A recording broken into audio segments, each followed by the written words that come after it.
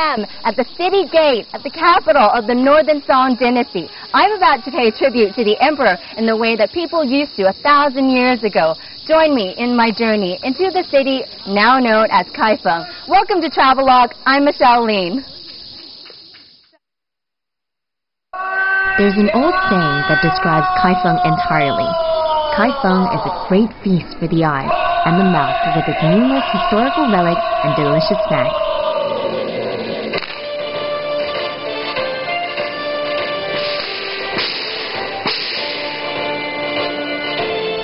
Located in the eastern Henan province, Kaifun was once the capital of 6 dynasties and is now listed as one of the 7 ancient capitals in China. To get to Kaifun from Beijing, we should first take a plane to the city of Zhengzhou, and from there, it's only an hour car or bus ride away. There's an old Chinese saying, things stay the same, but people don't. But that's not always true. Even after thousands of years, one man has remained in the hearts and minds of the locals in Kaifun, Lord Bao. A judge from the Song dynasty renowned for his sense of fairness, he was nicknamed Bao Qingtian, or Unclouded Sky Bao. 秦香莲，你状告哪一个？当朝驸马陈世美。什么？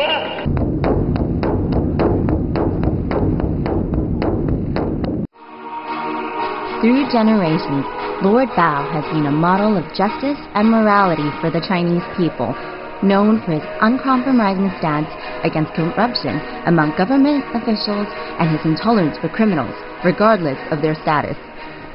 In his court, the guilty never went unpunished. I've just been told that this is the courtroom where Lord Bao used to judge the lawsuits that were brought to him. And when he sentenced somebody to death, he would use the dragon for the royal family, the tiger for the upper class, and the dog for the common person. 包拯为了大宋江山，为了庶民百姓，不怕丢掉乌纱，也要将你一斩不饶。 At the city hall in Kaifun, there's a stone tablet with all the names of all the officials that once worked here. But so many people have come here and touched Lord Bao's name that you can barely make it out now. The Song dynasty was one of the most prosperous periods in China's history. And while the city is no longer in its full glory, when you come here, you'll still be able to experience the richness of its history and culture through replications and reenactments of these past days.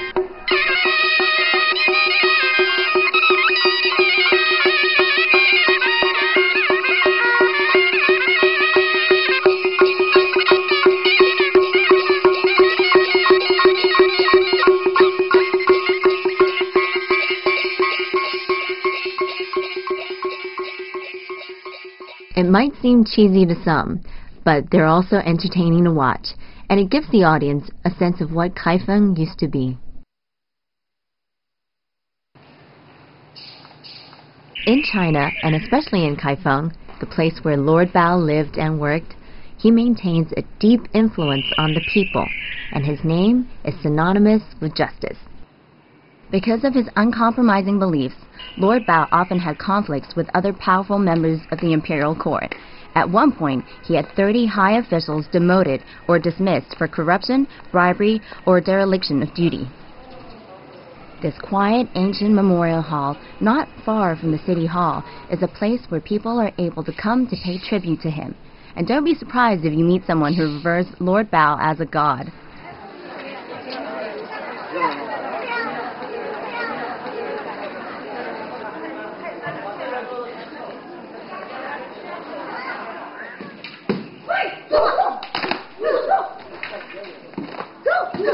If you haven't heard of the Shaolin monks or the temple, you obviously aren't watching enough television. The Henan province has a long history of Kung Fu.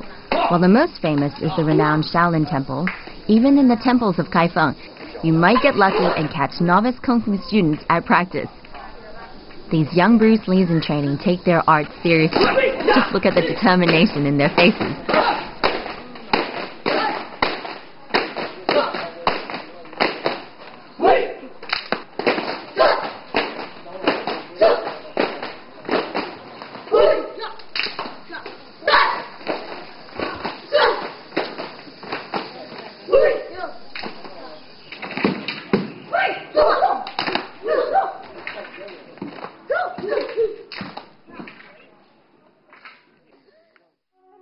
Located at the 1,000-year-old Shangguo Buddhist temple in Kaifun, the 1,000-headed Buddha sits in the center of an octagon-shaped hall called the Arhat Hall. The most amazing thing about the statue is that, aside from its sheer size and beautiful craftsmanship, it's that it's made from a single ginkgo tree.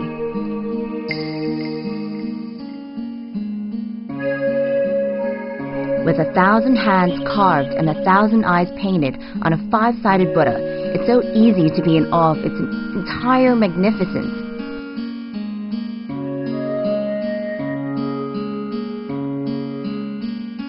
Each of the 1,000 hands of the golden Buddha statue has an eye painted on its palm. It is said that the eye on the palm symbolizes protection from evil. Another interpretation, well, one that I prefer actually, is that Buddha is all-seeing and all-helping.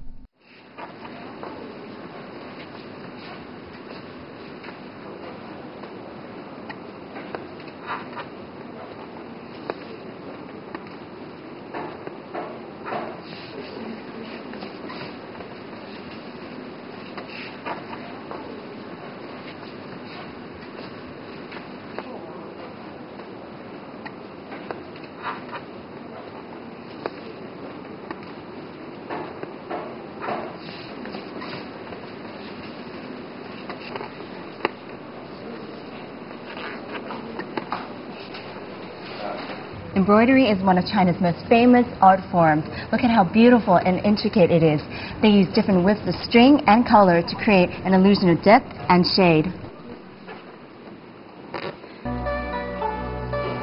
Embroidery is one of the most commonly seen art forms in China. At the Chinese Bian Embroidery Factory, you'll see workers duplicating famous ancient Chinese art pieces such as Kaifeng's river scene at Qingming Festival, and turning them into intricately sewn embroidery paintings.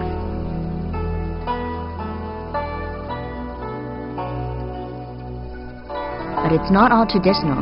These embroiderers now use heavier stitching and a wider range of colors to create lifelike portraits and duplicates of famous oil and water paintings. Anything really. Each stitch is sewn by hand and with such care that every time a mistake is made, it's redone. I can't even begin to imagine how much patience is needed to do that. With a needle in hand, these ladies weave color into the canvas, pouring their heart and soul into every piece.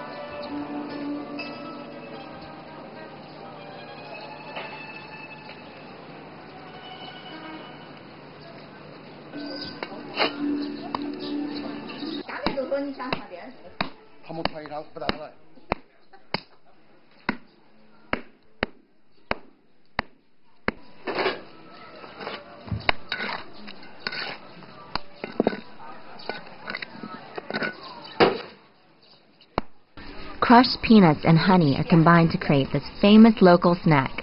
Huashanggao, or peanut paste, is first boiled together to create a sticky paste that's dried out and then beaten to create sweet, fluffy squares of peanutty goodness. They taste a little like the peanut wafer part that you get from a Butterfinger, but the texture is lighter and a little less sweet. If you come to Kaifeng, you'd best bring a couple of these back as souvenirs. No one should miss out on these.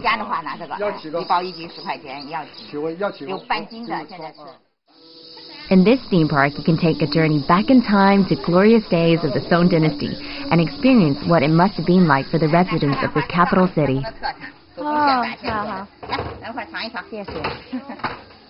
Kaifeng is a place rich in culture and history, and if you go down to the older parts, you'll see that the buildings are never taller than 3 levels, for fear that digging too deep would destroy the old city buried below. In fact, while we were visiting, an ancient tomb was discovered right in the middle of the city.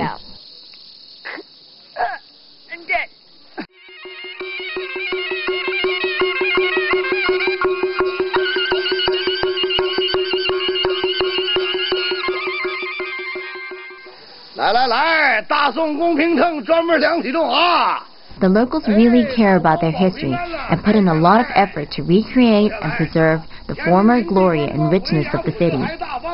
It's really amazing to see the modern lives of the people and how deeply rooted their lives are in their heritage. From their perseverance, you'd never even guess how many times the city has been plagued by tragedies. Frequent floods, invasions, and dynastic disintegration have all taken place here. But while these tragedies destroyed many of the buildings in Kaifeng, the city continued to overcome adversity by rebuilding their lives.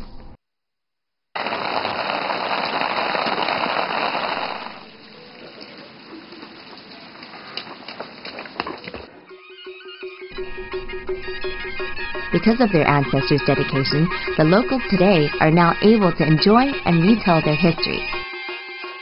Beginning in the Song Dynasty and leading up to present day, cockfighting enthusiasts in Kaifeng have maintained a code to play by, valuing principles over favoritism. There is a practice that allows roosters to be given away freely, but the recipient is not allowed to transfer it to others or breed it with hens. But really, in order for that to happen, you have to be a real enthusiast before you could be deemed worthy of receiving one.